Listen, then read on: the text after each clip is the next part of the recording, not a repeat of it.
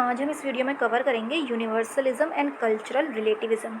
तो इसमें बेसिकली आपको इन दोनों का मतलब देखना है कि यूनिवर्सलिज्म और कल्चरल रिलेटिविज़्म का क्या मीनिंग होता है। तो जो आपका यूनिवर्सलिज्म है या फिर यूनिवर्सल जो ह्यूमन राइट है, ये इस कॉन्सेप्ट पे बेस्ड है कि जो ह्यूमन नेचर होता है वो यूनिवर्सल होता है, मतलब सब जगह सेम ही है, और इसकी वजह से जो ह्यूमन राइट्स होंगे वो भी आपके यूनिवर्सल होंगे, मतलब जितने भी यूनिवर्स में जितने भी ह्यूमंस हैं सबको सेम ही तरीके के ह्यूमन राइट्स मिले हुए हैं। तो ये इस बेसिस पे जस्टिफिकेशन देता है। और जो आपका लेकिन जो कल्चरल रिलेटिविज़्म है, ये इसका एकदम अपोजिट कॉन्सेप्ट है। ये इसका अपोजिट कॉन्सेप्ट इस तरीके से है क्योंकि इसके अकॉर्डिंग जो राइट्स का नोशन होता है वो कल्चरली डिटरमाइन किया जाता है। हर कल्चर के अपने कुछ अलग राइट्स होंगे, अलग वैल्यूज़ होते हैं जिनके बेसिस पर कुछ राइट्स सबको दिए गए हैं। तो कोई भी यूनिवर्सल कैरेक्टर नहीं हो सकता किसी भी राइट्स का, और ये हर कल्चर में अलग अलग होते हैं।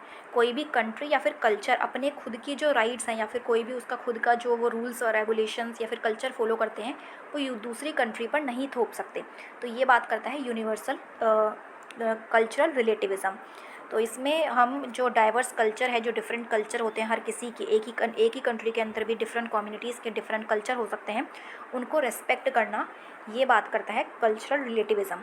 तो इसमें यही है कि जो एक ऐसी थ्योरी है जो बिलीफ इस बात पे करती है कि जो कस्टम्स हैं, मोरालिटी हैं, वो एग्जिस्ट करते हैं इस रिलेशन में, एक पर्टिकुलर कल्चर में ये अलग अलग होंगे और ये वहीं से उसी कल्चर से ओरिजिनेट होते हैं, और ये कभी भी एब्सोल्यूट नहीं हो सकते, मतलब कभी भी यूनिवर्सल नहीं हो सकते, इनका एक यूनिवर्सल नेचर नहीं होता है।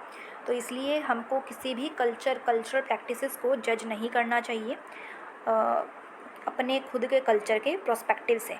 हमारा अलग कल्चर हो सकता है, किसी और का अलग कल्चर हो सकता है। तो इसमें मीनिंग पूछ लेते हैं कभी कभी कि किसका यूनिवर्सल करेक्टर है या फिर किसी का नहीं है। और ये जो एक किसका कॉन्सेप्ट है, इसका ये पूछ लेते हैं कि इसके रिवर्स को क्या बोलते हैं। तो कल्चरल रिलेटिविज़्म के रिवर्स को बोलते हैं ईथोसेंट्रिज्म। तो ये जो ईथोसेंट्रिज्म होता है, इस कॉन्सेप्ट में क्या माना जाता है कि एक ऐसे कल्चर को सुप्रीम मान लिया जाता है। जैसे कि जो वेस्टर्न में आइडियोलॉजीज़ चलती हैं उनको सुप्रीम मान लिया जाता है, वो अपने आप के कल्चर को सुप्रीम मानते हैं और बाकी कल्चर्स को वो छोटा मानते हैं। तो इस तरीके की जो आइडियोलॉजी होती है उसको बोलते हैं ईथोसेंट्रिज्म, जिसमें हम सिर्फ केवल अपने कल्चर को एक अच्छा कल्चर मानते हैं, बाकी दूसरे कल्चर्स को हम अपने से कम मानते हैं। तो ये कल्चरल रिलेटिविज़्म के अपोजिट है, रिवर्स में इसको बोला जाता है। तो इसका बस मीनिंग तो बेसिकली यही है। देन इसके बाद इसमें जो ह्यूमन राइट्स आपका यूनिट है, इसमें ना कुछ कोटेशंस भी पूछते हैं कि कोटेशन पूछ लेंगे और पूछते हैं कि ये कोटेशन किसने दी थी। तो ये कोटेशन मैंने एक साथ लिख दी हैं, आप इनको जहाँ पे भी अपने नोट्स बना रहे हैं नोट डाउन कर सकते हैं। ये सारे कोटेशंस हैं इसके, जैसे कि it is my inspiration that health will finally be seen not as a blessing to be wished for but as a human right to be fought for. ये किसने बोला था? ये कोफ़ी अमान ने बोला था, अनमान ने बोला था।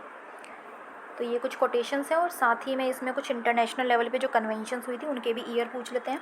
तो ये भी मैंने यहाँ पे मेंशन कर दिया, ये भी आप यहाँ पे अपने जो नोट्स हैं उनमें लिख सकते हैं। ये वही कन्वेंशंस और वही कोटेशंस हैं जो एग्ज़ाम में पूछी जा चुकी हैं।